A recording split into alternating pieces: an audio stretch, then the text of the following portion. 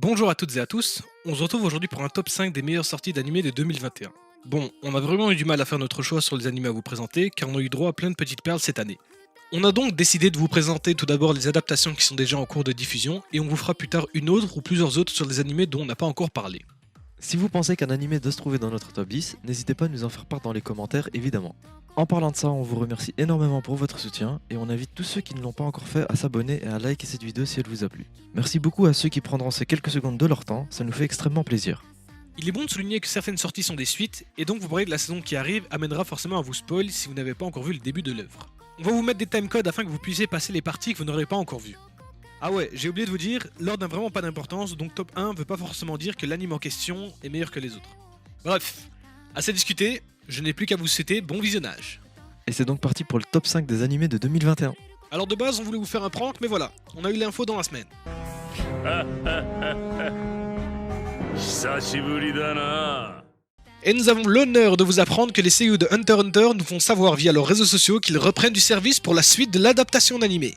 Donc voilà, on attend comme vous avec impatience la sortie.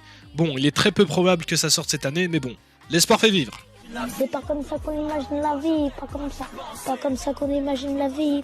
Hunter x Hunter confirmé, on peut commencer le top. Yekazai.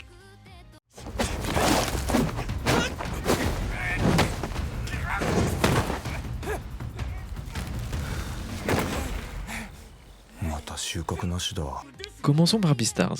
Beastars est un animé très particulier où l'on se retrouve face à des animaux dans une société anthropomorphe, c'est-à-dire qu'ils ont une apparence humaine et vont au travail et à l'école comme n'importe quel humain. Les carnivores vivent de manière civilisée parmi les herbivores, mais une règle fondamentale règne, un carnivore ne peut pas poser la main sur un herbivore. On suit donc l'histoire de Legoshi, un grand loup gris étudiant dans le lycée de Sherrington. D'apparence très puissant et oppressant, il a en fait un cœur en or et n'a pas très confiance en lui. Celui-ci va même jusqu'à développer des sentiments pour une lapine de son lycée.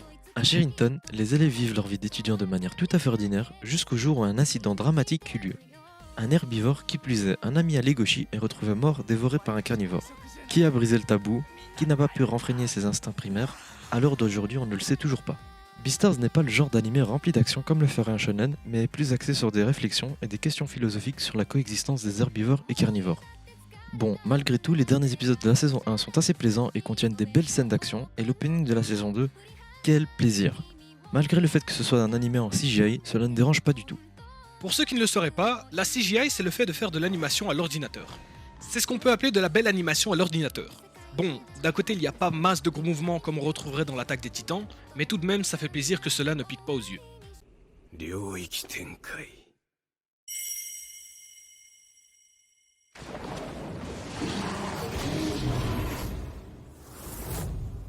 福間水氏。 Ah, là on s'attaque à l'un de mes animés préférés du moment. Dans cet animé, on retrouve dans un monde contemporain Itadori qui se retrouve malgré lui embarqué dans l'univers des exorcistes. Les exorcistes ont pour travail de chasser et donc d'exorciser les esprits appelés fléaux qui hantent certains lieux. Le métier est donc tout à fait ordinaire dans cette société et on y forme même certaines personnes ayant des prédispositions psychiques. Ça ne court donc pas les rues, mais vous l'aurez compris, il y en a quand même pas mal, quoi. On suit donc tout le long de cette histoire la vie de Yuji Itadori, un jeune lycéen avec des compétences physiques hors normes pour un jeune de son âge. Il s'inscrit un beau jour dans le club de spiritisme de son école, et le représentant du club possède, on ne sait pas trop comment, un doigt d'un ancien démon extrêmement puissant et dangereux. Après quelques séances de spiritisme, un fléau surgit dans le local et est à deux doigts de tuer ses amis.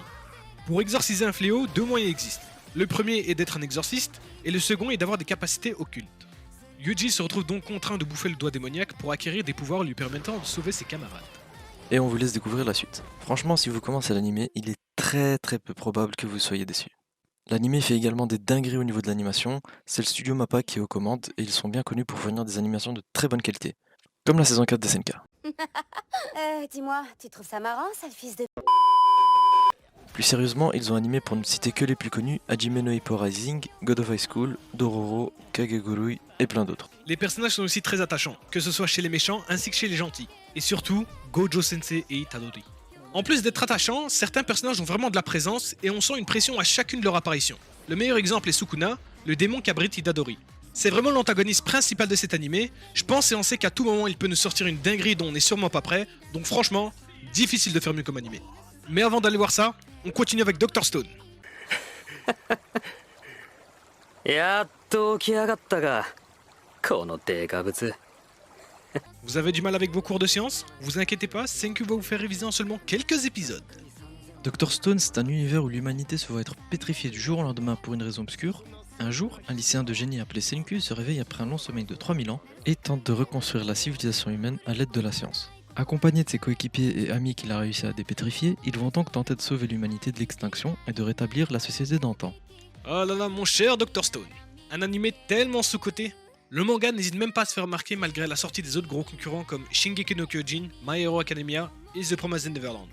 Boichi au dessin aide énormément. Si vous connaissez pas Boichi, c'est un génie du pinceau. Il est connu pour avoir écrit et dessiné Sunken Rock. Il adapte également le roman sur Ace et a donc redessiné pas mal de personnages de l'univers de One Piece. Et comme vous pouvez le voir, c'est vraiment magnifique. Les OST sont aussi remarquables et nous font littéralement rentrer dans l'épisode. Je ne compte plus le nombre de fois où je me retrouvais à la fin de l'épisode et je me disais purée déjà. Et bien sûr, pour finir, parlons de Senku le scientifique fou. Ce protagoniste de génie a toujours 2 coups d'avance, et quand la situation est désespérée, il est toujours prêt à trouver une solution des plus ingénieuses. Cette seconde saison va être riche en rebondissements et en avancées technologiques, et on se rapproche de plus en plus de la société contemporaine que l'on connaît.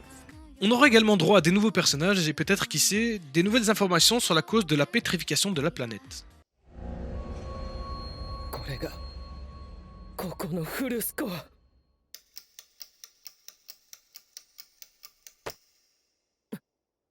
タイムアップ。 On ne vous le présente plus, on vous a déjà concocté une vidéo de présentation à son sujet et on vous invite donc à aller la voir pour savoir de quoi parle cet animé. On va donc directement passer à la saison 2. Concernant cette saison, disons qu'ayant lu le manga, celle-ci va être bourrée d'informations. Contrairement à la précédente où on était un peu dans le flou sur beaucoup de points, que cela soit au niveau des personnages et du monde qui les entoure. Comme d'habitude, on s'attend jamais à ce qui nous attend et surtout l'arc qui suit est vraiment incroyable. Avec des antagonistes des plus charismatiques comme vous n'en avez jamais vu. Vous pouvez enterrer l'image enfantine que vous avez de nos protagonistes car ils vont prendre 10 ans de maturité avec tous les événements à venir. Bon, il est important de souligner qu'à partir de l'épisode 4, la saison 2 est une œuvre originale et donc ne suit plus l'histoire de base du manga, mais plutôt suit une suite différente. Apparemment, le mangaka participe à cette suite alternative et certains fans du manga pensent qu'il souhaiterait de cette manière rattraper la fin plutôt précipitée du manga. Donc à voir ce que ça va donner, je reste encore sceptique. On parlait encore de cela dans la vidéo précédente. エレンを奪い返し即帰還するぞ信号を捧げよう L'attaque des titans au Shingeki no Kyojin n'est vraiment plus à présenter, donc foncez si vous ne l'avez pas encore vu, et nous on va continuer tout de suite avec la saison 4. Pour cette saison 4, on se détache complètement de l'atmosphère générale de la saison 3, car la menace n'est plus dans les murs, mais par-delà l'océan. L'histoire prend une toute autre tournure, car au début de l'histoire, c'est plutôt l'humanité versus les titans. À partir de la saison 3, c'est tout d'un coup un coup d'état, donc humain versus humain. On se retrouve pour la saison 4 avec une reconquête de leur liberté au-delà de la mer. La saison 4 nous introduit de nouveaux titans les plus incroyables les uns que les autres, sans compter l'opening qui restera dans votre esprit même si vous n'êtes pas fan. Au début en tout cas. Et on y apprend une fois de plus qu'en fait on ne connaissait absolument rien de l'histoire et que de nombreuses surprises nous attendent encore. Cette saison va être comme d'habitude riche en combats, en développement de personnages et surtout en foreshadowing. Bon, on pourrait également parler de l'animation par moments plutôt foireuse par le studio MAPPA concernant les titans, mais on ne va pas trop s'y attarder dans cette vidéo car d'autres en ont déjà parlé en long et en large. On retiendra seulement le fait qu'ils n'ont pas eu beaucoup de temps pour adapter cette 4ème saison. Était-ce pour autant une bonne idée de la sortir sans la reporter? Je vous laisse en juger par vous-même, mais en tout cas en général MAPPA nous a toujours épaté par son animation de qualité dans plein d'autres œuvres comme on vous l'a dit plus tôt dans cette vidéo. Donc voilà, si vous voulez on pourra en rediscuter en détail dans une autre vidéo, mais ça sera pas dans celle-ci quoi. Ça sera tout pour nos top 5 des animés à voir en 2021, on espère qu'il vous aura plu.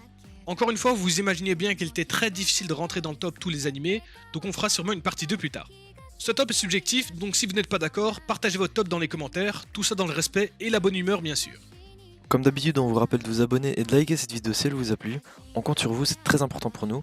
Sur ce, on vous dit à très bientôt pour d'autres vidéos et à la prochaine. Gianni!